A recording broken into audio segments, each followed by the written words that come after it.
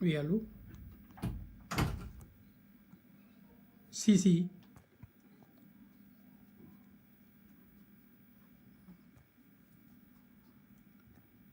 Allô? Attends. Oui, c'est en direct, hein?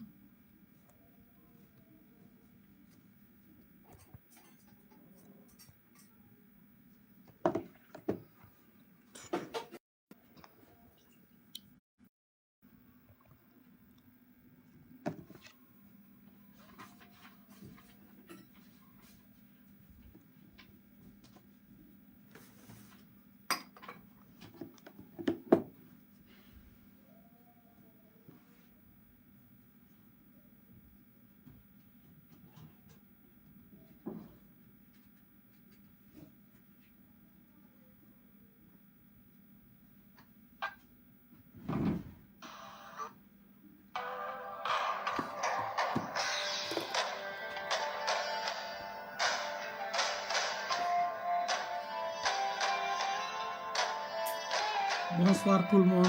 tout le monde.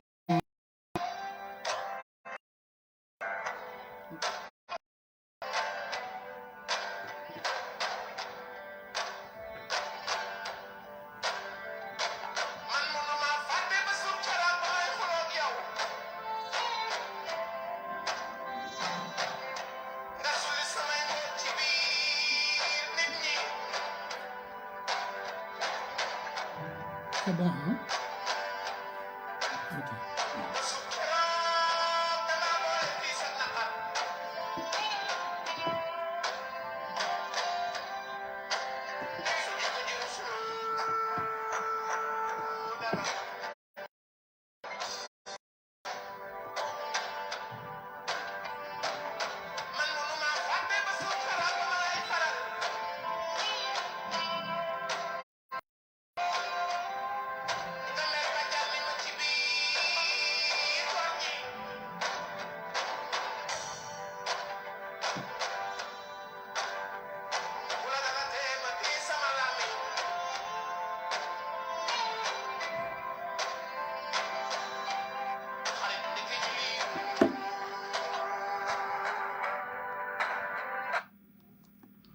salaamaaleykum mbokku Sénégal mbokku bitumi réew ñoo ngi leen di nuyu di leen ziar di leen jaajëfal di kontaan ci yéen di dellu si ci seen émission baatu askan wi fii ci télé bu xew ci jamono moom mooy ëttu libéraux yi di nuyu ñëpp ñi nekk ci biir réew mi ak ñi nekk ci bitimi réew di jiital nuyoo bi ci nuyoo bi le président Abdoulaye Wade suñu frère secrétaire général national bu parti di ko ñaanal gudd fan ak wér-gu-yaram di ko ñaanal wér-gu-yaram bu baax a baax di nuyu suñu candidat Karim Meïssa Wade nekk fële ca Qatar di ko jaajëfal bu baax a baax moom it di ko wax ne que comme ni ma koy faral di ko waxee rek xelam ak xolam yëpp mu ngi ci biir Sénégal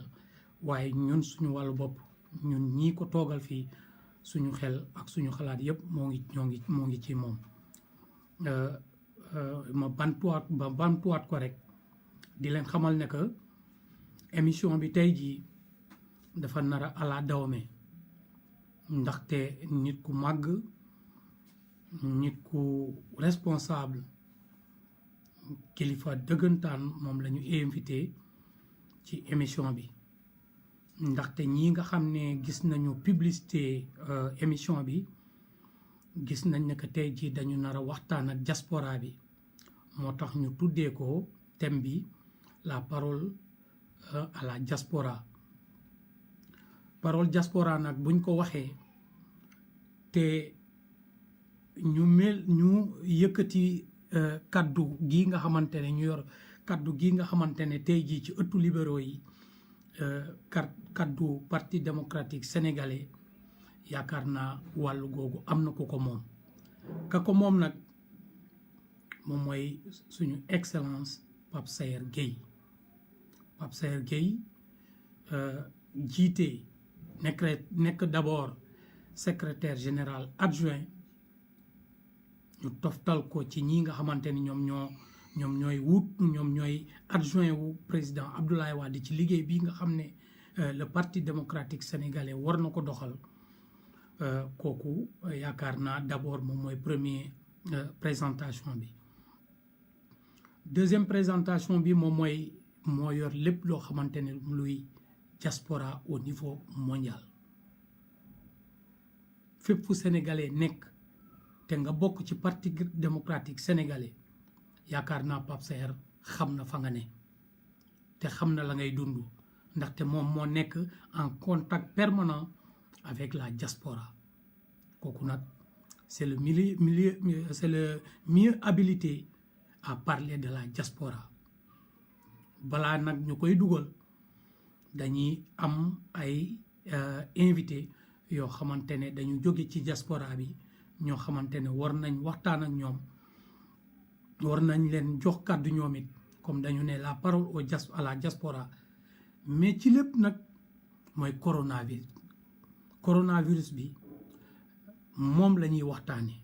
ndaxte tey jii mënuñu waxtaane leneen lu dul Covid-19 pour waxtaane ko nag il faut que tamit bu ñu joxee kàddu ñi nga xam ne ñu ngi ci Sénégal war nañ jox ñi nga xam ne ñu ngi féete fële ci biti ci loolu nag maa ngi ñaan su nekkee dégg ngeen ma bu baax ak ñi nga xam ne connecté wu nañu fexe ba séddale émission bi ba nga xam ne ñeneen dinañ ko mën a seetaan nuñ koy mën a defee mooy kenn ku nekk na nga partagé kenn ku nekk bu partagé rek dinañ ko séddale pour ñëpp man cee jot ndaxte importance bi nga xamante ne émission bi am na ko donc ñu ngi koy suggérer képp koo xamante ne dugg na te bëgg na jàpp ci liggéey bii nga xamante ne ëttu libéraux yi mu ngi koy def képp koo xam ne dugg na rek bëgg nañ vraiment mu partager vidéo bi pour mën a matal liggéey bi yaatal ko nag surtout diaspora bi ñëpp ñu mën cee jot ci loolu nag dinañu dalal sama chroniqueur bi nga xam ne moom laay àndal bés bu ne di waxtaan fii ci ëttu libéraux yi mooy Alseyni Diallo nag dinaa ko woo mu ngi foofu ca diaspora bi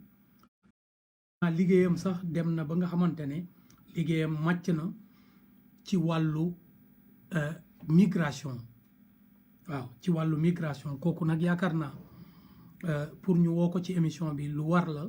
ndaxte am na loo xamante ne xam na ko ci waaye am na loo xam ne war na ko mën a ñaax suñu mbokk yi nga xam ne féetee nañ foofu ca bitimi réew moom mu ngi nekk fële ca Paris mais mën na waxal ci kàddoom waxal ñi nga xamante ne ñu ngi déglu émission bi Alseyni Diallo ñu ngi lay nuyu di la ziar. salaamaaleykum sëñ Deme maa ngi lay nuyu bu baax di la ziar. ñu ngi lay dalal fii ci baatu askan wi ci télé ëttu libéraux yi ñu ngi lay dalalaat une fois encore àndaat ak yow comme niñ daan àndee ci yeneen émission yu wees di la dalalaat ci jàmm di fàttali nga bokk ci fédération bu PDS bu France jiite tamit mouvement bi nga xam ne moom mooy Karim avec la diaspora. Tout à fait waaw mon frère maa ngi leen nuyu di nuyu bu baax ñëpp ñi nga xamante ne ñu ngi nii tàmmoo di ñu seetaan wala di ñu déglu à travers le panel ou la page de ëttu libéraux yi. dina nuyu bu baax. di nuyu également notre président le président Abdoulaye Wade. di ko ñaanal yàlla comme niñ ko daan waxee rek. yàlla na ko fi yàlla ba bu yàgg mu gunge ñu te ñu. ndax ñu mun a yéggale vraiment yéeneem ci Sénégal. di nuyu tous les responsables du Parti démocratique sénégalais. di nuyu également notre leader le président Karim Wade. di nuyu également tous nos frères et sœurs yi nga xamante ne ñu bokk ci ëttu libéraux yi nga xamante ne c'est des hommes et des femmes à travers toi très déterminés, très responsables qui jouent vraiment leur partition pour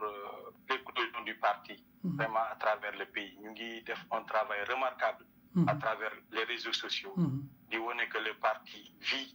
di wone que ni cette jeunesse qui est debout, cette jeunesse que le président Abdoulaye Wade a toujours souhaité prendre le relais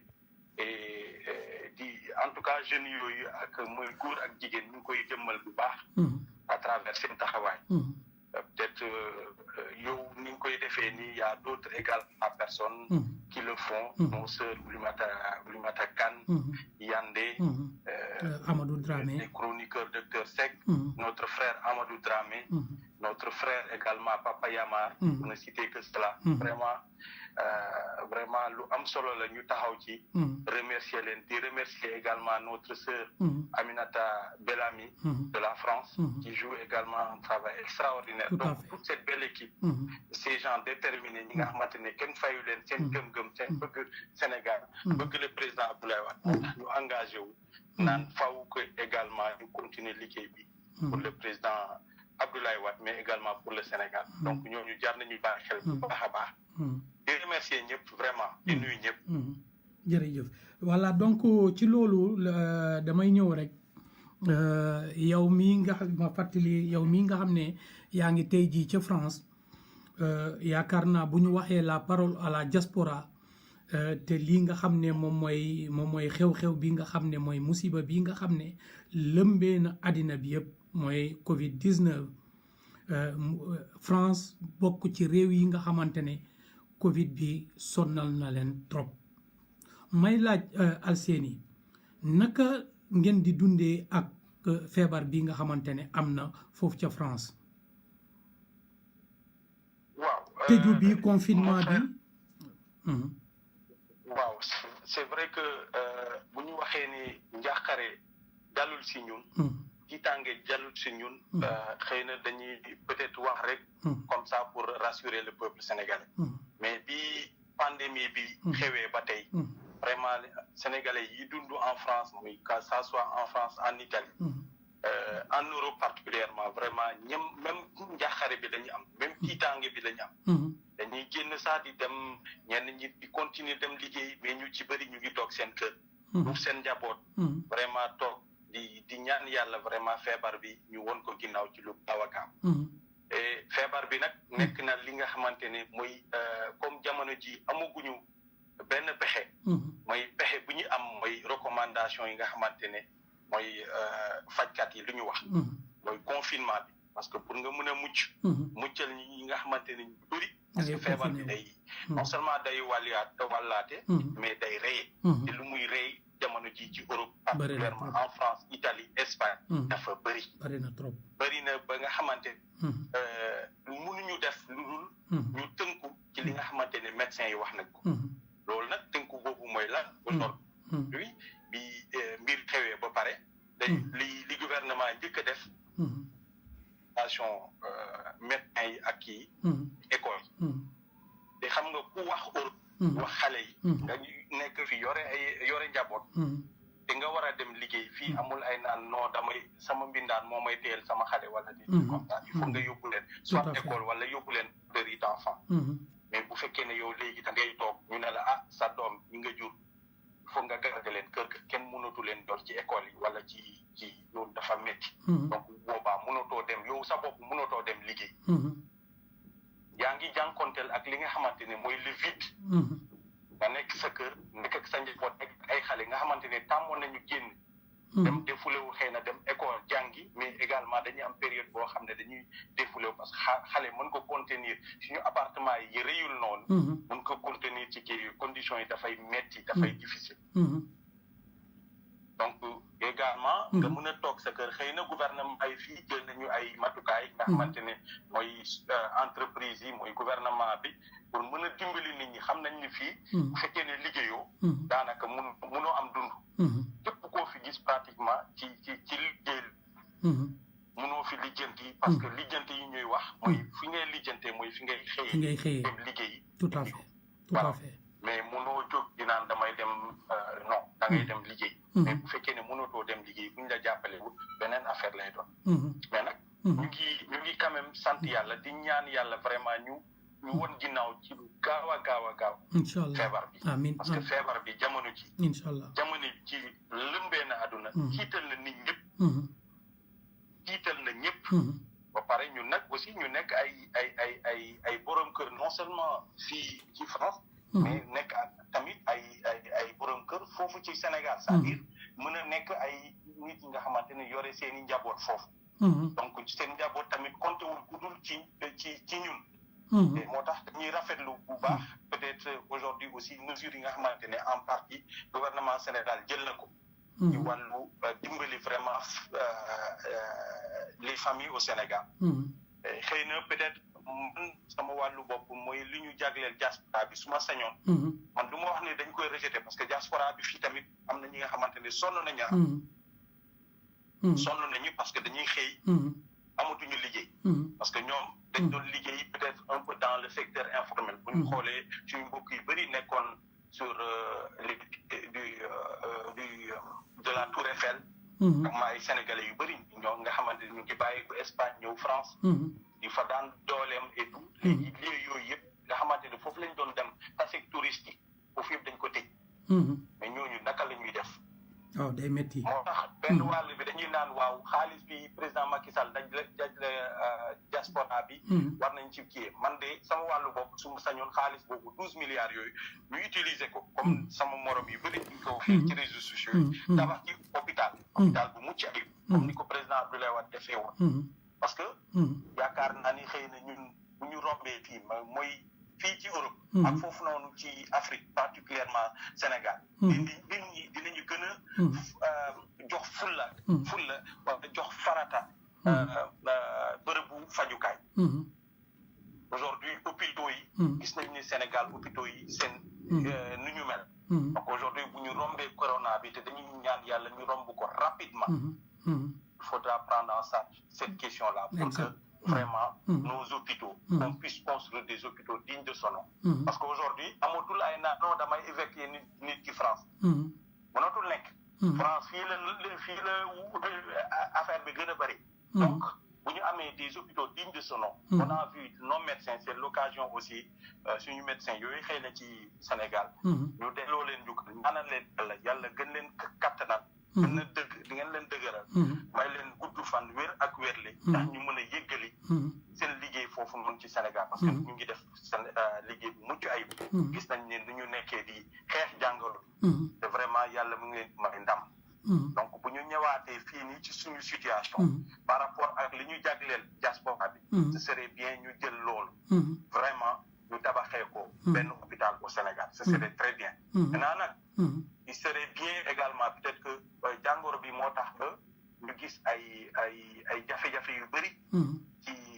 sénégalais yu dund diaspora surtout dans la diaspora mooy France mooy Italie va falloir que peut-être que ministre bi ñu dénk wàllu sénégalais de l'extérieur mën ci jàngee aussi après lii bu paree naka la ñu mën a dimbali ces milliers de Sénégalais qui sont la diaspora, qui travaillent. Parce que la diaspora aussi, il faut le rappeler, c'est pas seulement la France, l'Italie, les États-Unis, le Brésil, mais également il y a la diaspora africaine. Tout à fait. Il y a des Sénégalais au Congo, il y a des Sénégalais au Gabon, il y a des Sénégalais en Guinée, il y a des Sénégalais en Gambie, il y a des Sénégalais en Guinée-Bissau. Donc tout ça, c'est la diaspora. C'est des Sénégalais qui dans sen doole. Tout à fait. Lépp lu ñu am, kan lañ koy jagleel mooy Sénégal. Mooy seen famille yooyu nekk vraiment nekk nañ li nga xamante ne lu am solo la. Donc war nañu mën a xoolaat yan anam lañu mën a gën a dëgëralee diaspora bi mën leen dimbali ba ñoom ñu mën a continuer di dimbali Sénégal. Aujourd'hui de diaspora bi waxuma la ni daanu nañ. Non daanuwuñu mais nekk nañ ci njàqare.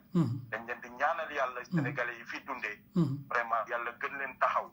yàlla dimbali ñu nag ba jëlee fi jàngoro ji. parce que jàngoro ji nga xamante ne dafa tënku nit ñi mënatoo génn mënatoo def dara. dafay non seulement daf lay lor. mais daf lay indil ay problèmes. sa productivité mooy sa am bi nga am. day wàññeeku. te loolu bu wàññeeku maar day taay. mais nag jamono ji yàlla mi ñuy suturaal. pour le moment. mais dañuy ñaan yàlla vraiment lii. ñu mun ko dépasser très rapidement. te man gëm naa ni. incha allahu rabbi. dinañ ko dépasser bu soobee yàlla. mais man nag aussi peut-être ci nuyoo bi nuyuma son excellence qui doit intervenir. man je peux témoigner que son excellence Pape Sayer Gueye nekk na nit ku baax. ku xam diaspora koo xam ne ku jege également les gens les immigrés. donc ku mel noonu nga invité ko ci panel bi. lu am solo la je pense que c'est une personne bien au fait. Comment ça s'appelle de ce que vivent les immigrés donc du ñu def lu dul rafetlu loolu bu baax a baax. vraiment. jërëjëf Al Diallo maa ngi lay jaajëfal bu baax a baax intervention bi am na solo vraiment macha allah à chaque fois nii la rek donc vraiment saa yooyu ñëwee indi ay intervention yu am solo te yaakaar naa ne que dina amal njëriñ. sa mbokk ñii nga xamante ne ñu ngi ci àddina bi yëpp waxuma la foofu ca France waaye ca Afrique ca Asie ak fépp ci àddina bi dina ko discours bi xëy na dina ko laal ñu ngi lay jaajëfal bu baax a baax. di la remercier également mon frère di la remercier bu baax. vraiment di la remercier bu baax merci bien. et à très bientôt. merci mon frère merci. waaw jërëjëf Alseni Diallo doon woote depuis la France ñu ngi koy jaajëfal bu baax a baax ci intervention bi di ko gërëm di ko sant xam naa ne ko yombul léeg-léeg fekk dafay guddee mais yàlla xam na ne heure bu ma ko fëggee ma ne ko soxla nañu sa intervention dafay dugg waaye di ko jaajëfal bu baax a baax donc sans plus tarder. dinaa dugal benn waa diaspora mu nekk fële ca Gabon bu ñu jëlee kenn Europe war nañ jël kenn koo xamante ne xëy na dana nekk ci Afrique mu nekk fële mu nekk ci parti bi di liggéey foofu di liggéeyal Karim Meïssa Wade guddi ak bëccëg yaakaar naa kooku jël ko lu rafet lay doon.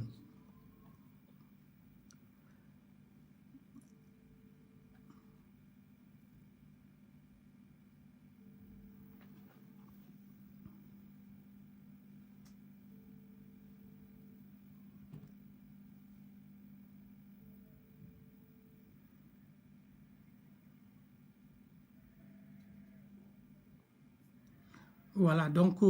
di jéggalu jotaguma ko mais dinañu jàll donc xool beneen émigré boo xamante ne dinañ ko mën a dugal balaa excellence Pape Sayer dugg comme su ko defee ñu mën a delluwaat ci biir waxtaan bi loolu yëpp pour rek wax ne que tey jii kaddu diaspora bi la.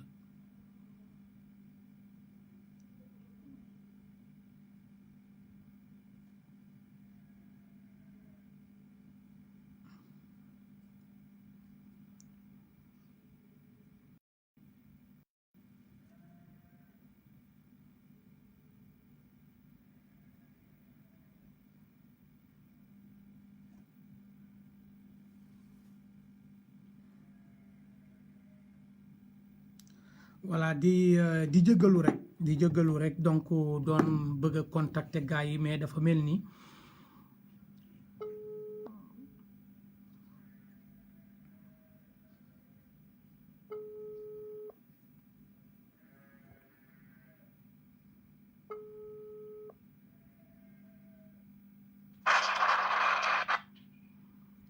allo salaamaaleykum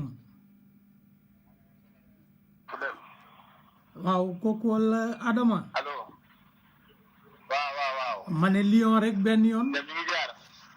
waaw Lion le Lion waaw moom la gars yi gën a xam nag. le Lion le Lion. oui. le Lion maa ngi lay yaa ngi en direct émission bi. voilà di la nuyu di la ziar.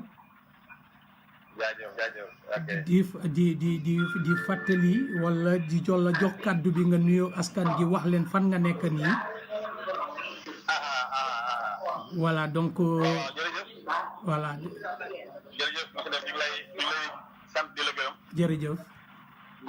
di nuyu ñëpp actuellement nii sax damaa nekk ci yoon bi nii mais xam naa dina xaw a am bii tuuti waaye maa ngi nuyu ñëpp. ok jërëjëf amul solo.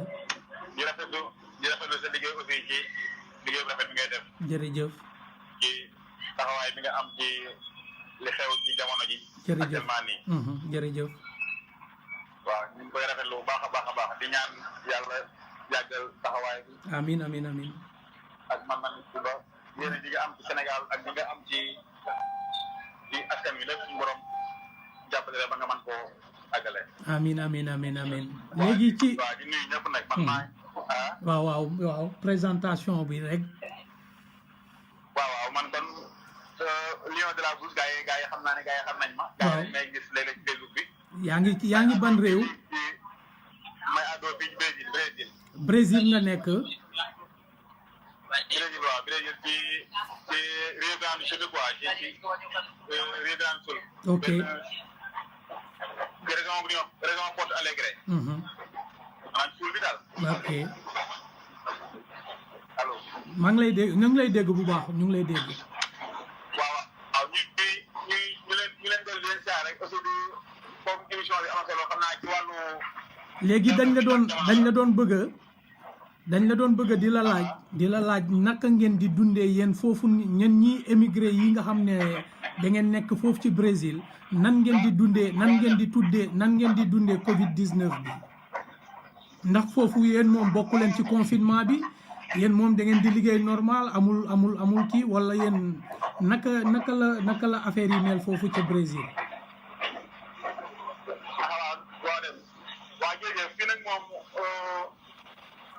Covid-19 bi comme ni ko réew yëpp dund rek fii daanaka noonu la fi dund parce que chaque jour saa yu xëyee day gën di booy xool day gën di yokk kaa yi day gën di bëri te fii tamit encore li fi faatu mooy ëpp maanaam li fi wér ñi ni faj est-ce que ci wàllu waaw parce que actuellement ni yaakaar naa ñu ngi ci 11 000 et quelques cas plus de 5 cas de décès cent et quelques guéris xam nga kon bëri na kon affaire bi mi ngi lii di dee moo ëpp waaw dëkk bi aussi ça fait presque 2 semaines ñu ngi ci quarantaine maanaam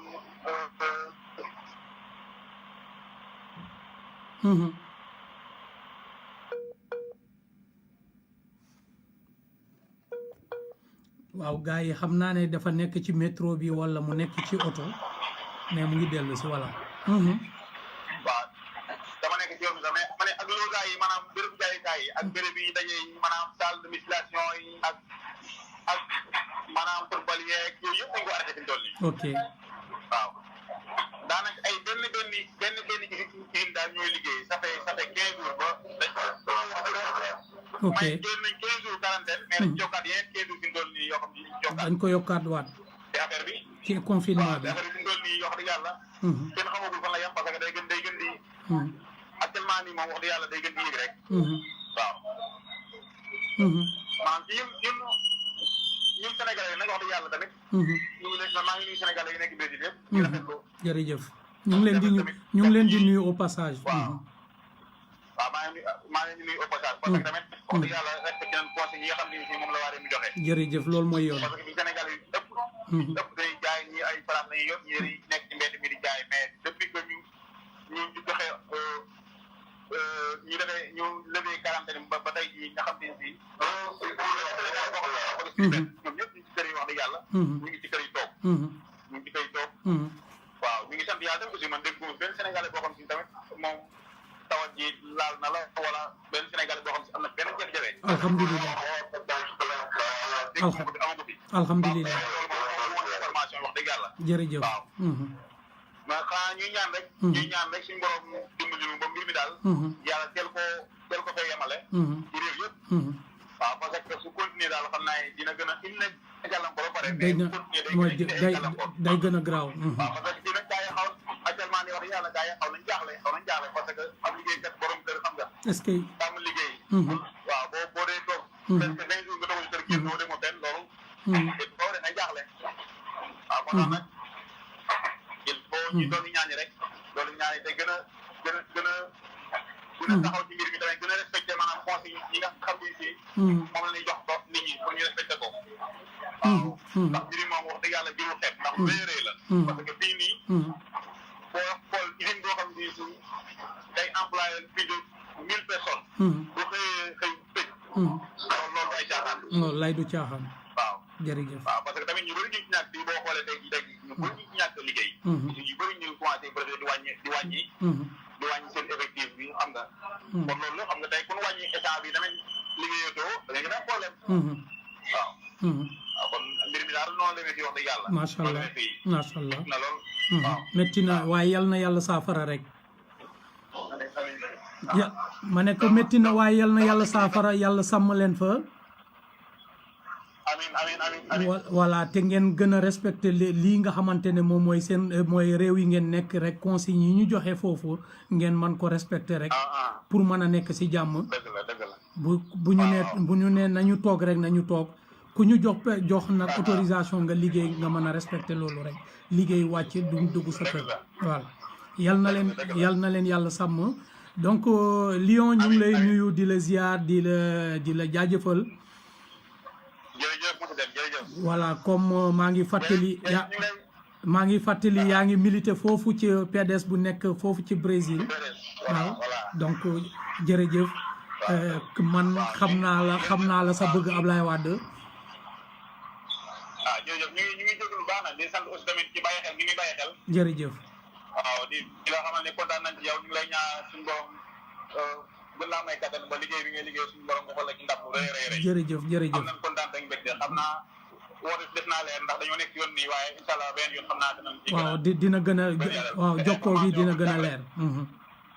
waaw information bu ñu defee daan la ko jox bu soobee yàlla ñu lay jaaree baax waaw kay jërëjëf Sénégal yëpp ñu ngi leen di ziar bu baax a baax di leen bàyyi xel waaw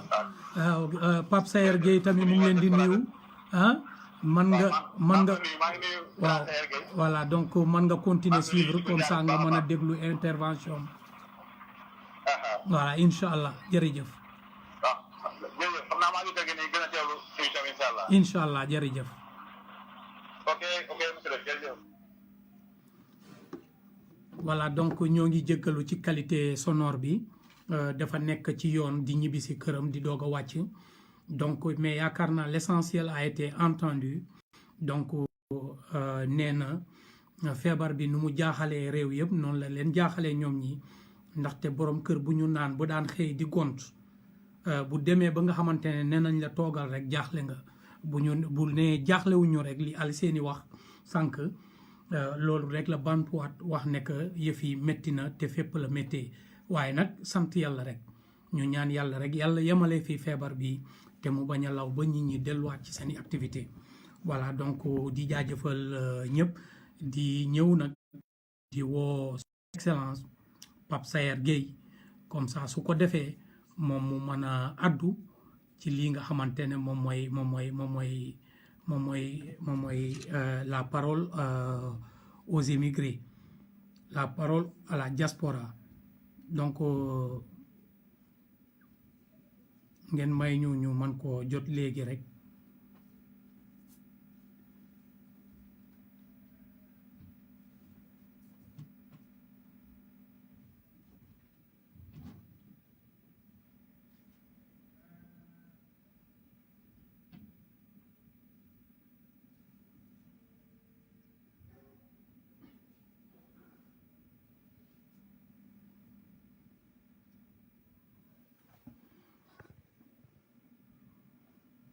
voilà donc gars yi Pape Saer ngeen xaar rek moom mu mën a ñu mën a jokkoo ak moom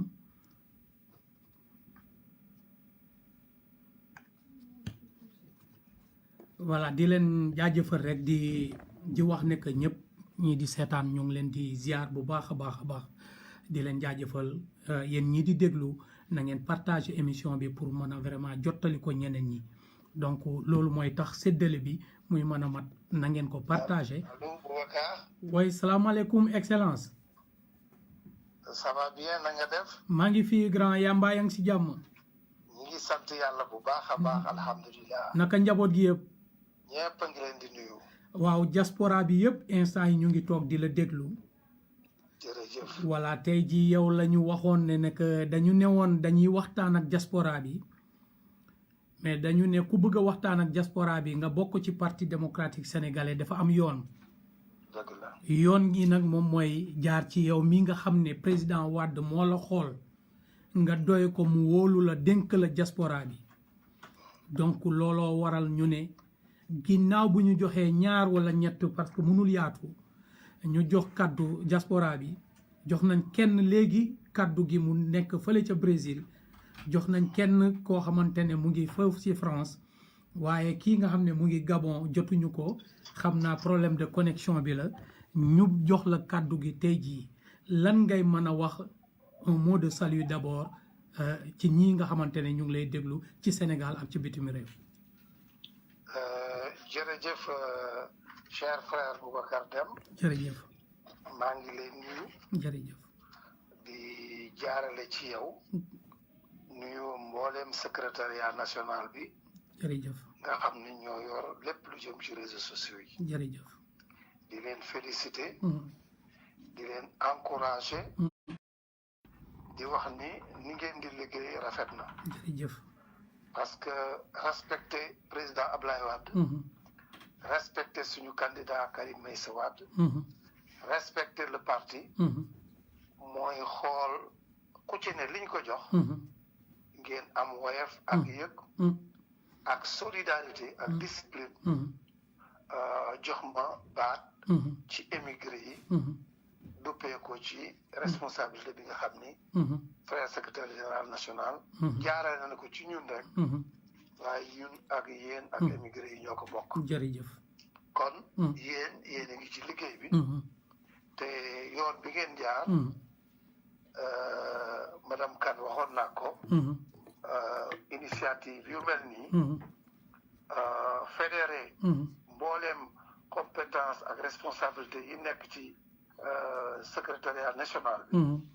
dafay loo xam ni wax dëgg yàlla ku ngeen ci woo dana jafe mu bañ leen a wuyu parce que yéen a ngi ci yoon bi. jërëjëf jërëjëf. kon foofu laay doore. di jaarale ci yéen nag. nuyu ak sant. suñu frère secrétaire général national maître Abdoulaye Wade. jërëjëf. ak suñu frère. candidat Karim Meïssa Wade. jërëjëf. di leen ndokkale ci atu indépendance bi nga xam ni ñu ngi féete woon 60e anniversaire bi. di wax ni nag ci seen tur. ci turu secrétaire général national. ci turu secrétariat national bi yëpp. ak ci turu suñu frère candidat Karim Meïssa Wade. maa ngi nuyu waa diaspora bi yëpp. jërëjëf. moo xam ñi nekk Europe. moo xam ñi nekk Afrique. moo xam ñi nekk Amérique. moo xam ñi nekk Asie. ba ñi nekk Océanie. pour wax ni. ñun de suñu parti. ci njiitu président Ablaye Wade. dafa am responsabilité bu mag. ci bitim réew. ndax li tax ma ne dafa am responsabilité bu mag ci bitim réew. xam-xam bi ma yàlla jox ci. responsabilité ak tungóomu président Ablaye Wade. daf ñu may. ëpp na juróom fukki réew. foo ci dem da nga fa fekk. section. wala fédération. wala mouvement buy jàppale suñu candidat Karim Meïssa Wade. wala sympathisant. yoo xam ni. ñu ngi lëkkaloo. ci PDS. te amaana sax bari na ci ñoo xam ni. ni ñuy dundee parti bi ak di ko dundalee parti bi ak di ko dundalee activités yi nga xam ni moo jëm ci agenda politique u Sénégal am na ay kuréel yu nekk fii biir Sénégal dabaluñ leen wallaahi kon nag bu fekkee président Abdoulaye Wade dafa xam bitim réew tëggee parti bi noo xam ni bitim réew dañ ko wuyoo niñ ko wuyoo ndax fii ngeen nekk de yéen muy Sénégal gii ñu bokk fi nekk réew yi gën a mag ci àdduna seen parti yi fa gën a mag kenn gisul seen dundin boo méngalee PDS ni muy dundee France soo méngee PDS ni muy dundee Gabon boo méngalee PDS ni muy duggee Amérique bii nga xam ni Brésil du sud nga xam ni immigration bi yàggagul noonu te parti yooyu ñoo ñu ëpp moyen parti yooyu ñoo ñu gën a yàgg tout à fait parti yooyu bu dee doxal rek wax dëgg yàlla am nañ ay qualité yu bari tout à fait waaye PDS ci àdduna moom te loolu lépp nag ngóor gi ak mérite bi d'abord kenn rek la wallahi le président Abdoulaye Wade ñaareel bi ko toftal mooy suñu candidat bi nga xam yàlla dogal na sympathie ak crédibilité ak rayonnement leadership am jural na PDS mu dolli ko mouvement yi nga xam ni ñoo affilié wu di ko jàppale te tâche yi ñuy def yëpp ñu jàpp ci lool tout à fait ba pare ñun ñëpp ñu nangu muy fédération yi mouvement karimiste yi ñu nangu àndoo kon responsabilité boobu ci laay teg ni nattu bi bu tegoo ci àdduna biir Sénégal tegu ko bitim réew gën a bari diggante Espagne diggante Italie diggante France diggante Chine ak Amérique nga xool li fa nekk ci doomu Sénégal nga xool li fa nekk ci militants yi PDS ak ay citoyens yoo xam ni dinaa ci ñëw ci kanam seen taxawaay ci réew mi lu rëy la nga dolli ci Europe du Sud Italie Espagne ak Portugal élection yi passé ñu voté massivement ba les députés du département bi may wax nii léegi muy Europe du Sud ñu teg ko ci loxo parti démocratique sénégalais dama ni bu amee parti bu am responsabilité bu amee kuréel bu am responsabilité bu amee leader bu am responsabilité kenn ëppale wuñ ci ñun parti démocratique sénégalais tout à fait jabootu président Abdoulaye Wade tout à fait kon ginnaaw ba ñu amee kuréel yi ginnaaw ba ñu jëlee mandature Europe du Sud ñu responsabiliser ko suñu parti ñetteel bi nag dañ ko bokk ak ñëpp dañ fa am ay mag am fa ay rakk am fa ay papa am fa ay soxna ñii am fa ay jëkkër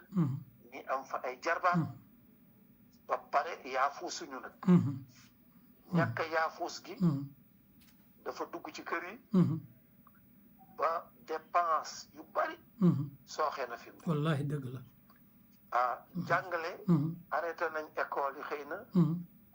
wàllu santé bii ñu nekk bari na kër yoo xam ne lu fa dugg ordonnance ba la ca bari dana jóge bitim réew wallahi dëgg la wallahi dëgg la au niveau macro études yi ma sa am banque centrale yi ak li nga xam ni moom mooy ministère des finances yi wala institution internationale FMI yooyu xayma biñ joxe ci immigré yi doole biñ am ci àdduna ndax war nañ toll ci immigré yi war nañ toll ci 258 millions yoo xam ni ay immigré lañ ci àdduna sénégalais defuñu recensement bi waaye ay millions doomu Sénégal ñu ngi bitim réew te économiquement en moyenne par année danañu dugal 1000 milliards ci Sénégal te 1000 milliards boobu tabax yi ñuy tabax fii ci Sénégal ci wàllu développement durable ak qualité de vie bu yokku seen loxo nga ci biir am na yoo xam ni dañuy joxe quelques exemples rek waaye ñi ngi koy wax ñëpp ñu ko gën a xam dëgg la te ci ñoom la jaarale 1000 milliards yooyu en 2013 ma juumul su fekkee ni balance de paiement wàccul ba daaneel ba ñu def ay mesures structurelles yàlla ak ay transfert u émigré yu ci 1000 milliards yi la jaare kon boobu beneen responsabilité collective dañ ko bokk ak ñi jiite réew mi tey bokk kook ñi ko jiite woon ak ñun ñi ko jiite woon tout à fait bokk kook tous les citoyens te ci ndigal ak jàngale solidarité bi nga xam ni président Abdoulaye Wade daf ko mooñaale tëgg bi muy tëgg parti bi ba bi egsee ci gouvernement li mu def ci social fii ci Sénégal am réew mu ko def boo ko rapporté à son budget ci àdduna du yomb a dab kon wallaay nag dëgg la foofu laay wax ni ñun sañu ñoo noppi ñun sañu ñoo waruñu ndax damay waxtaan ak Tafsir Coy parce que ni ngeen koy defee ñun de njabootu Abdoulaye Wade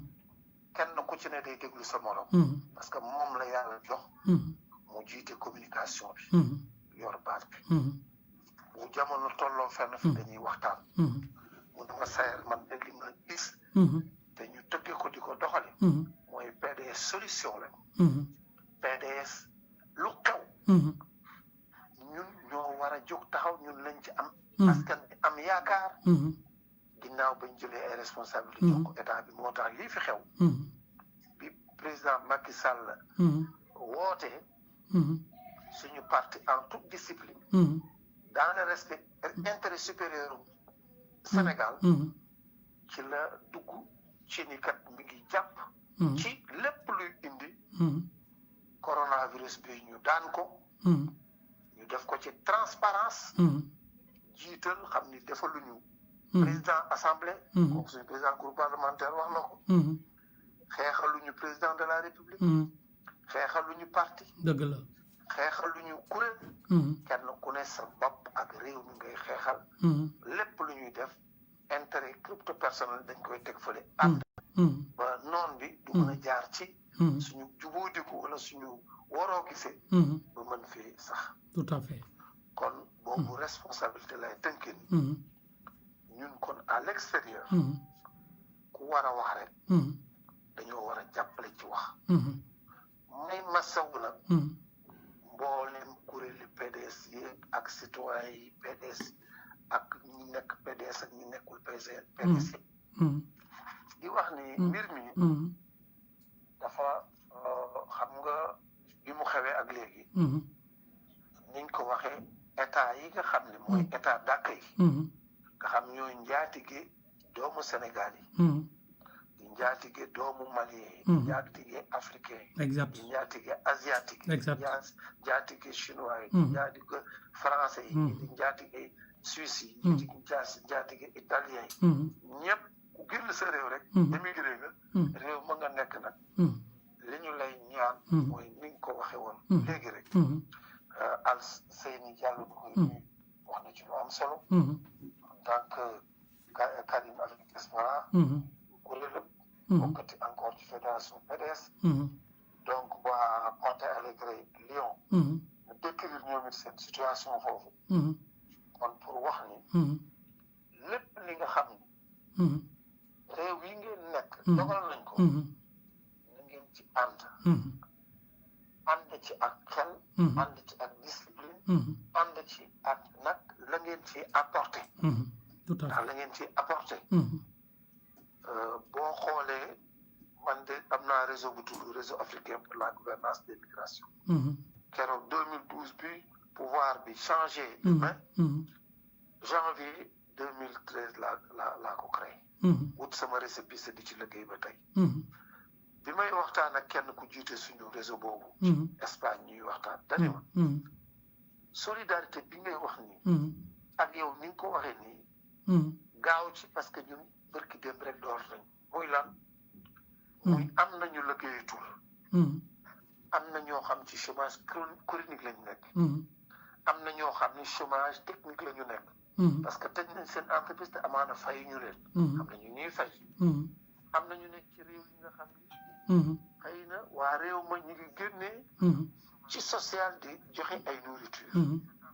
ah ñun de li ñuy sant sénégalais yi mooy am na ñetti catégorie sénégalais am am na Sénégalais bi nga xam ni jafe-jafe bu li yàggee mën naa dem ba lekk jafe ko kenn ñaanu ko yàlla waaye dañuy sóoraale rek nañuy sóoraale kon nag ñi nga xam ne dañu ëpp intégration ci réew yooyu nga xam ni bu dee France dañu lëkkale ak maire yi bu dee Italie dañu lëkkale ak syndicat yi bu dee Espagne dañu lëkkale ko ak ñi nga xam ni ñoom ñooy autorité yi nekk ci province yi ñooñu nañ bàyyi xel ni seen responsabilité mooy ñuy lëkkaloo ak ambassade bi di lëkkaloo ak consulat yi di lëkkaloo ak association religieuse yi moo xam chrétienne moo xam musulmane ba fexe ba lu ñu am ci ressources yu jaar ci état yooyu ñoom ñu fexe ba connecté ci recensement bi suñu communauté yi nga xam ni nekk nañu foo xam ni ñoom suñ leen jàppalewul seen loxo jotul seen digg ginnaaw tout à fait te duñu mën a jokkoo ci réseau yooyu nga xam ni ñooy def solidarité ci parce que ñooñu li ci ëpp dara luñ ko autochtone bi ak étranger bi doomu aadama yëpp lañ koy def kon loolu nañu bàyyi xel ni am nañu responsabilité ànd ak consul yi ak personnel consulaire bi ak ambassadeur ak personnel diplomatique yi parce que comme kenn demul it wax ak ñoom di leen soññ di servir de relais liñ tudde ñun relais migratoire volontaire ñuy servir de relais même à distance pour soññ par jokkalante ba social boobu mën ci dugal seen xel dugal ci seen ay connaissance dugal ci nuy fexee ba mu jot ci ñoom la ñu am nag comme ni ko Espagne ci booru Grenada di defee comme ni ñu koy defee Italie ñu gën a accélérer loolu fexe ba kenn daal du tumuranke ndax bu dee Espagne 24 jours génnuñu wàcc ñu seen escalier pression sociale bi nekk ci yow ak say xale ak say doom métti na ci biir kër te doo génn dëkkuwaay yu mel noonu parce que su fii suñ dëkkuwaay yaatu na yaa ngi sa ëtt yaa ngi sa kaw terrasse yaa ngi sa kaw kii te guddi rek la waaye 24 jours yaa ngi say doom ak kii génnuloo loolu ci appartement bu xat nii non dafa métti psychologiquement seeni mbokk dañu war di jokkoog ñoom di leen waxtaanal ñun ñuy dañu war moralement ni ngeen ñu ko mayee nii ñuy waxtaan ak ñoom di leen dellu si ak lu corona bi métti dina xaw a soulager attan na ko gëm attan na ko wallahi dëgg la jiital seen gëm xam ni lu dul corona lu gën a faagaagal corona jaar na fi y'a une vie après corona exactement yàlla defal nag amiin ñu fekkee ko te tal ko ñun ñëpp amiin te adduna ni mu jógee ñëpp bokk ci jànge ni kat corona bi feeñaloon na li ëpp solo ci adduna mooy ak dund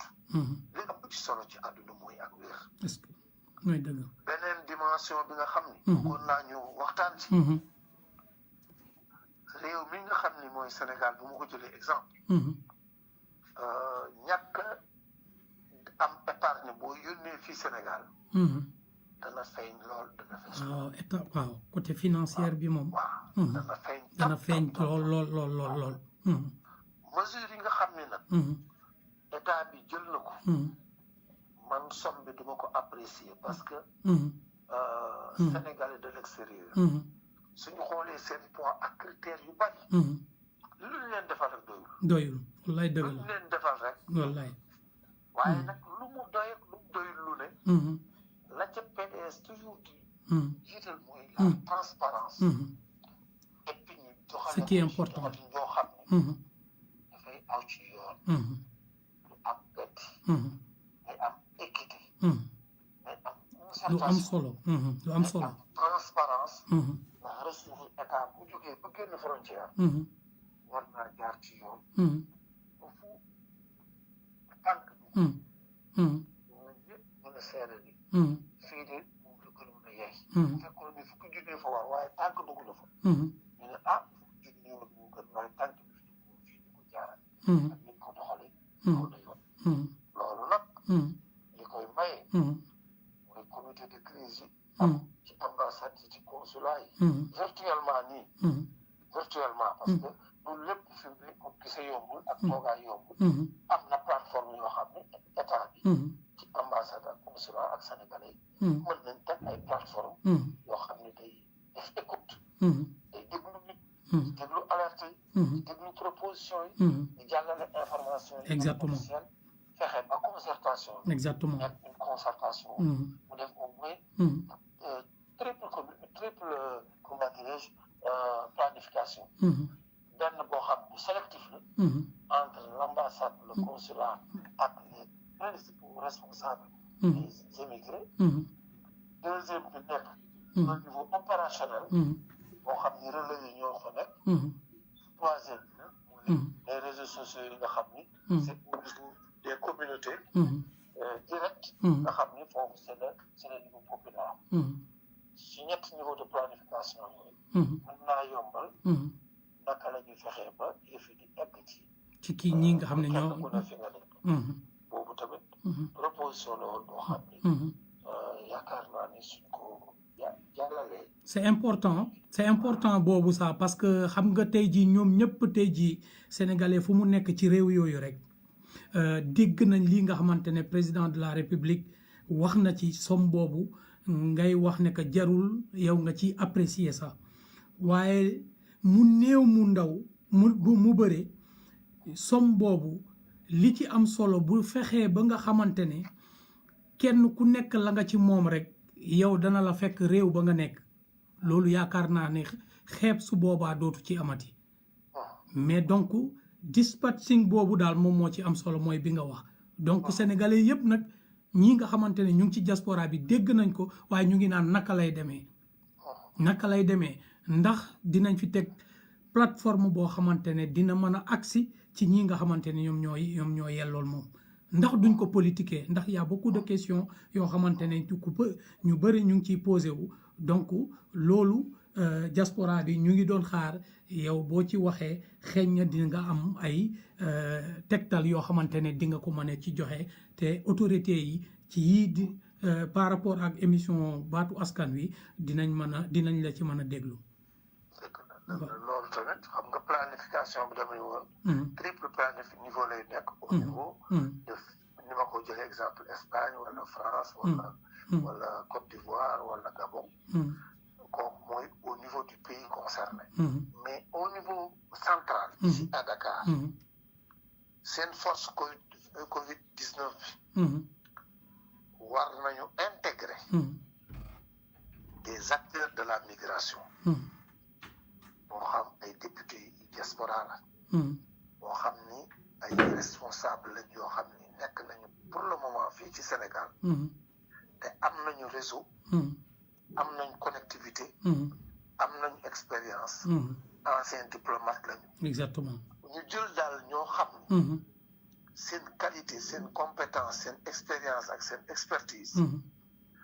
may na leen ñu mën dans une situation de crise ñu def des contributions significatives ci naka la ñuy doxalee lii nga xam ni mooy 12,5 milliards annoncé ak yeneen mesures yu dul yooyu pour def ay plaidoyer ak pour suggérer nos communautés parce que li ma la wax ni jóg yombul foofu déedéet yombul waaye tey bu fekkoon tey ambassade yi le groupe africain bi nekk Europe nekk France groupe africain bi nekk Espagne ak Italie ambassadeurs yi réunir nañ par vidéoconférence jéem a wut ay autorisation pour ay relais communautaires yoo xam ne dañ leen di toll autorisation wutal leen et nu ñu koy wax équipement personnel xam nga nu ñu koy waxee EPI nga xam ne moom mooy kii de protection yi ñu wutal leen ko ñi mënta ñàkk ba bu jóg jotee exceptionnellement ñu mën a accompagner ñiy def distribution vivres yi ñi mën a intervenir en cas de kenn ñaanu ko yàlla ay gaañu ñu amee ñu gaañu wala ay alerte yoo xam ni justifié na nit ñi mën a jóg pour dem ca partie communauté boobu ànd ak autorité locale yi pour def rôle bi wala ñoom seen bopp ñu dem pour defi ressources propres yi nga xam ne am nañ ko te bëgg a fexe ba ñeneen ñu jot ci ndax loolu tamit boo amul autorisation sa oto mënul daw mënul accéder yi tout à fait te pour nga amal ko sa bopp dana jafe il va falloir que say autorités consulaires ak diplomatiques def benn intermédiation pour faciliter yu mel noonu fii au niveau de Dakar noonu ma ko waxee nag su pôle boobu amee ci force Covid 19 bi ñu intégré ci buñ leen ci intégré baax na buñ leen ci intégré wut dañ ci bàyyi xel teel leen ci intégré ndax émigré yi liñ gën a bañ ak communauté yi ak nit ñëpp mooy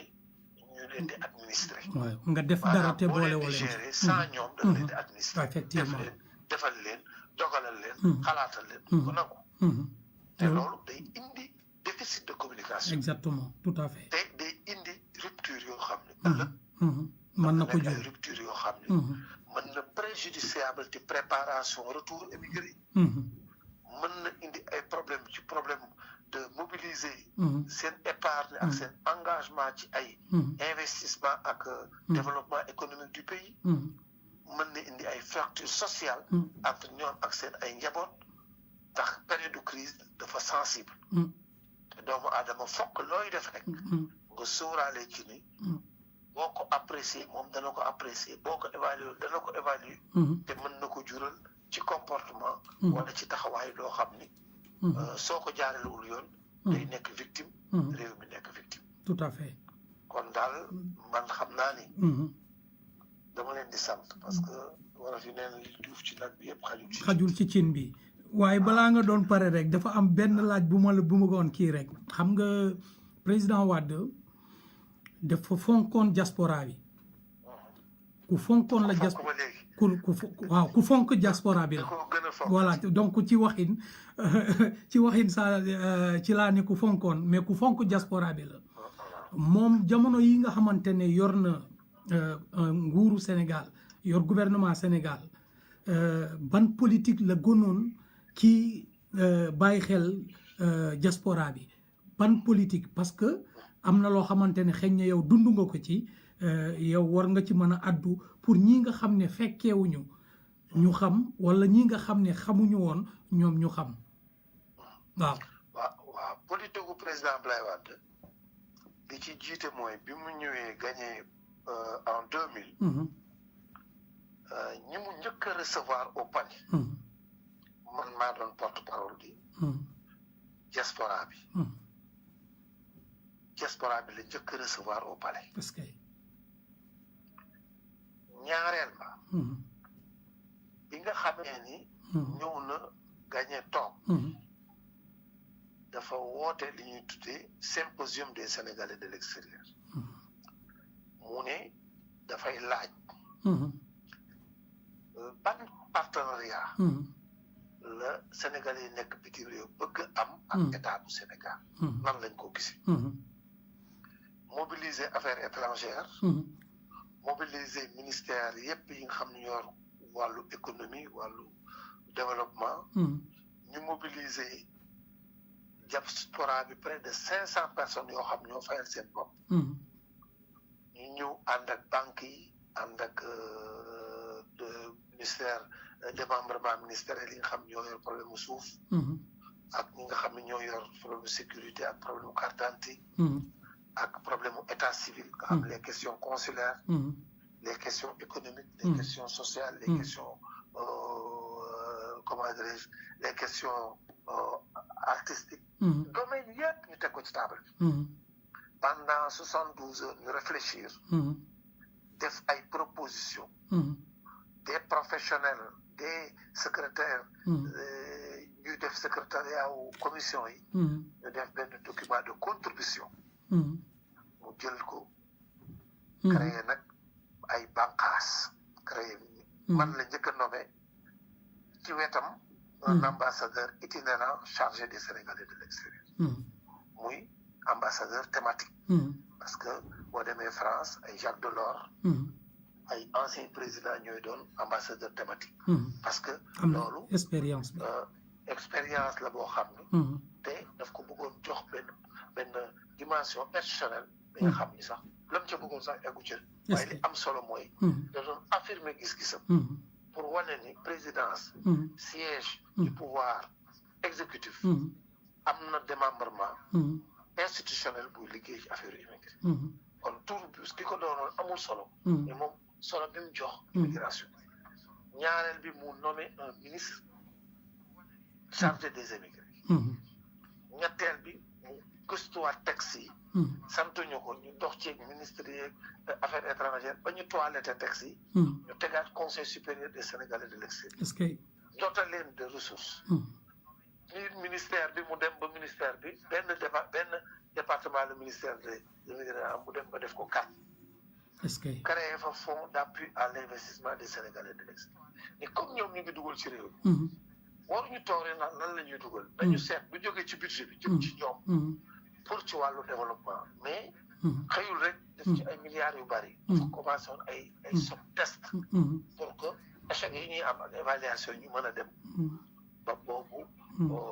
fonds mën a doon fonds boo xam ne dana egg ay plusieurs milliards enfin mu jël nag ci wàllu député yi ak conseil économique et social ay sénat bi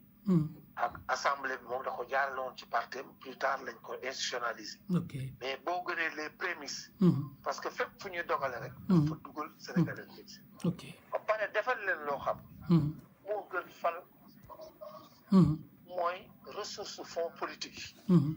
fépp fu ay Sénégalais organisé moo xam Niger moo xam Bénin la moo xam Mali la moo xam Gabon la moo xam Arabie Saoudite la moo xam États-Unis la daf daan jël ci fonds politique di accompagner les groupes de femmes les groupes d'organisation socioculturelle faciliter intégration c'est-à-dire au quotidien li mu joxoon ci budget ci ministère lam daan génnee ci fonds politique am ak ay ressources propres moo ëpp junni yoon loolu lépp pour gën a dëgëral rek diggante état bi ak Sénégalais de l'extérieur pour mu gën leen organiser ba demoon nañ ba commencé Italie lañ ko commencé woon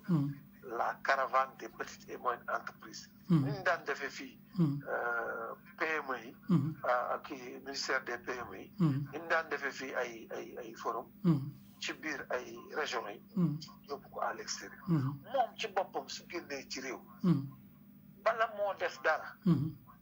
day recevoir Sénégalais yi digganteem ak Sénégalais yi may loon ambassadeur may loon consul kenn du dugg seen diggante da ko xàlloon ba nga xam ne day dégg seen soxla farawaat da njàgg waaw di joxe ay dogal di xirtal ambassadeurs yi ak consul yi gën a déglu gën a jox cër immigré yi kon vision dafa jëlul immigré def ko acteur de développement def ko citoyen à part entière tout n'est pas catholique parce que xàll ay yoon teg ay kii am na dem na ba di négocier ay programme pour que immigration bi gën a jaar la gestion concertée bi nga xam ne ni Sarkozy def ni la gestion l'immigration choisie di ko loolu c'est une erreur la gestion concertée des flux migratoires la ñu war a def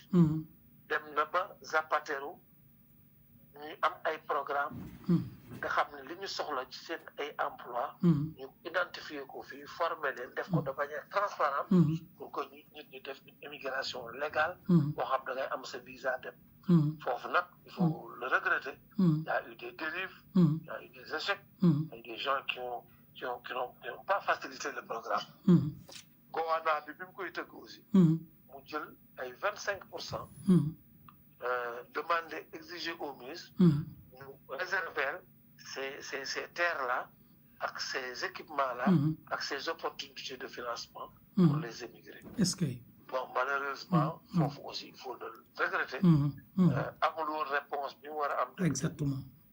du point de vue des populations des autorités en général mais am na ñoo xam ni profité nañ ci ba dem enfin moi j'étais enseignant au Gabon professeur de mathématiques bi ma gisee contrat yi amoon foofu ak bi ñu waxtaanee avec le ministre à l'époque Souran sur instruction du président dem nañ fi mission boo xam ni man ak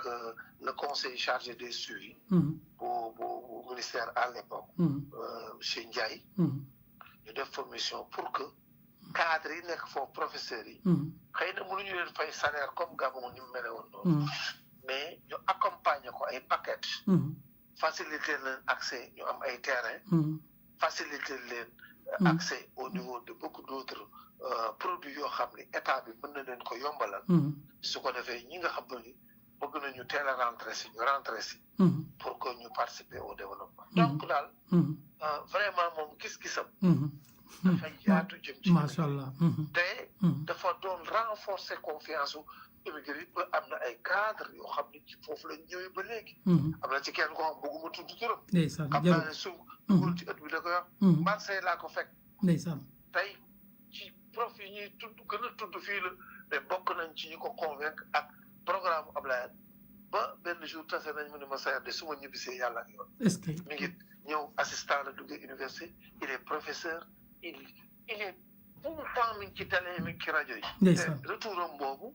leader am président Ablaye Wade moo xàll yoon ba mu ñemee ci ex ci épargne il est proche de sa famille il gagne N fois plus et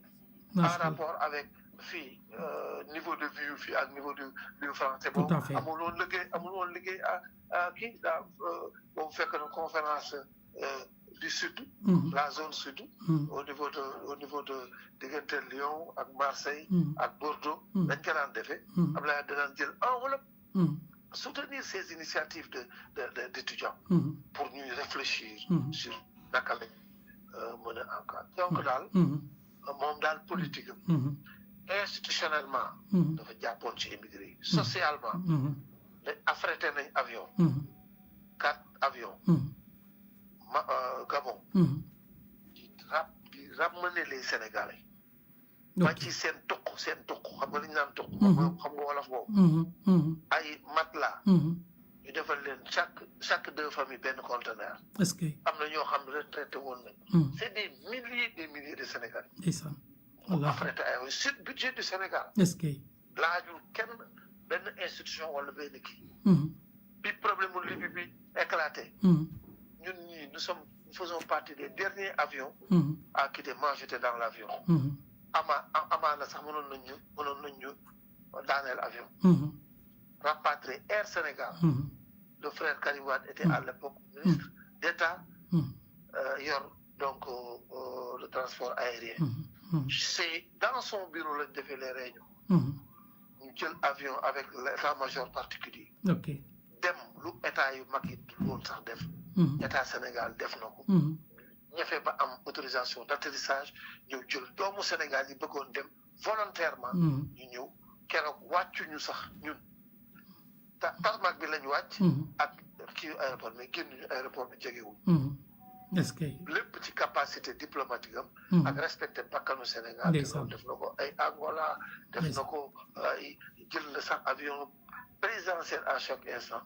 bu ñëwee ci dëkk ñu rassemblé ko Sénégalais am jafe-jafe wala ci am kii mu dugal leen ci avion présidentiel dugal leen ci kon kooku wax dëgg yàlla yéeneem ak jëfam ci politique immigration nul n'est parfait aucune politique n'est parfaite mais sa vision stratégique en matière de gestion des émigrés ba tey lu bari war nañ ko gën a mën a doxal te am nañ espoir avec l'avènement bu ci yàlla excellé ba si président Karim ci réew mi bu soobee yàlla dana am incha allah boobaa yu ci bari danañ ko gën a yokk incha allah en tout cas di remercier ñëpp jërëjëf di excuser wu xëy na ci yàggal gi c'est important parce que lii dafa comme yombul il fallait que ñu profité ci lii te tey ji àddina bi yëpp ñu ngi lay déglu vraiment te leeral bi am na solo historique bi nga xamante ne joxaan nga ñu ko am na solo waaye tamit conseil yi nga xam ne jox nga ko ci suñu confrères yi nga xamante ne lu ñuy dund ñoom loolu la ñuy dund fële wala mu gën a métti dellu si waat ci appartement yu ndaw yi ñuy dundee yi nga xamante ne bokkul ak Sénégal fépp a yaatu et tout ça ñun bëccëg bi saa mën nañu génn donc nga dugaat ci détail yooyu vraiment excellence macha allah en tout cas ñu ngi lay gërëm di la sant di la jaajëfal maa ngi seen nag frère Assane Ba waaw ko doon seen ci waaw bi muy suivre vraiment waaw suñu doyen Assane Ba moom toujours damay wax ni UGT lañu ànde woon boobu L bi amu ci ndeysaan boobu ndeysaan boobu UGT la woon ça c'est des moments voilà et il est resté toujours le combattant un homme décidé engagé dans tous les fronts et avec vraiment beaucoup de dignité maa ngi koy nuyu Assane di ko encouragé di wax ne toujours fu ma ko gisee daf may gën a encouragé ndeysaan ndax fidélité moom dafa jafe Sénégal exactement tout à fait te moom ci exemple yooyu la bokk tout à fait en tout cas maa ngi leen di encouragé waat bu baax di leen félicité di la félicité madame Kane di wax ne vous êtes sur la très bonne voie en tout cas tous nos vœux de prière pour que coronavirus soit terrassé, détrôné, et que le monde puisse se relancer. Et que suñu ngëm daal suñuy ñaan suñu pas-pas ak suñu vigilance éviter lépp loo xam ne ay wax yu amul bopp amul genn ci réseaux sociaux yi xam ni kuy joxe information war nga ko segg xam ni sur le plan technique dañuy déglu professionnel de santé yi tout à fait sur d'autres aspects nañu déglu spécialistes yi te éviter daal doon ay nuñ koy waxeeti ay racontaar yoo xam ni danañu polluer suñu heure yu précieuses yi tout à fait da ci des nag ànd ak suñu ngëm ànd ak suñu pas-pas wóolu yàlla doyloo yàlla kenn ku ci ne la nga gëm nga sukkandiku ci gën a jege sa borom te xam ni lii balaa la boo xam ni nattu yàlla la ginnaaw buñ ci sababloo ci aspect yu scientifique yi yeeg yu technique yi yeeg yi nit war a def daal ñu xam ni la foi en Dieu daal mooy def la différence alhamdulilah jërëjëf ça fait un plaisir man mii dam lay gërëm personnellement mais au nom aussi de tout le secrétariat national chargé des réseaux sociaux ñu ngi lay gërëm di la sant di la jaajëfal yëf yi yombuloon waaye nangul nga ñu émission bi ndaxte ba ma la ko waxee da nga ne tout ce qui est pour la diaspora soo ma yeewoon xaaju guddi ma ñëw ma waxtaan ak ñoom ak lu mu laaj bu nekkee dox la ma ànd ak yow ñu dox ko bu dee leneen tamit ma ànd ak yéen ñu dox ko ñu wax ko kon macha allah dañ lay gërëm di la sant di la ñaanal yow it jàmm di la ñaanal salaam yow it ku yàgg topp Ablaye Wade nga mën nañ jàpp ne que da nga bokk ci ñii nga xamante ne ñoom ñoo garder seen fidélité ci président Abdoulaye Wade ba tey jii lu Ablaye Wade jóg moo tax mu ne Pape Saer kaay lu Ablaye Wade jóg mu ne Pape Saer kaay donc kóolute googu nga xam ne am na ko ci yow yal na ko yàlla gën a saxal nga gunge ko ni nga koy gungee tey jii ba président Abdou Karim Meïssa Wade dellu ci fii ci réew mi ba jël réew mi balaa muy nekk d'abord président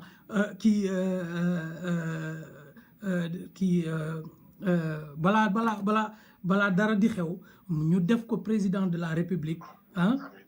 Ablaye Wade fekkee ko yéen ñëpp ngeen fekkee ko ngeen gunge ñun ñi nga xam ne ay ndaw parti bi lañ yéen ñuy tegtee yéen ñuy won yoon bi suñuy jaar ci yéen yaakaar naa duñu gaaw a jum kon ñu ngi lay gërëm di la sant bu baax a baax. merci et bonne fin de soirée jërëjëf. merci beaucoup. waaw ñu ngi jaajëfal excellence Pape Saer Gueye di ko jaajëfal bu baax a baax vraiment yombuloon waaye nag gis nga boo fonkee sa liggéey heure buñ la ci yëkkatee rek da ngay jóg bañ ko waxee wàllu diaspora tegu ci baat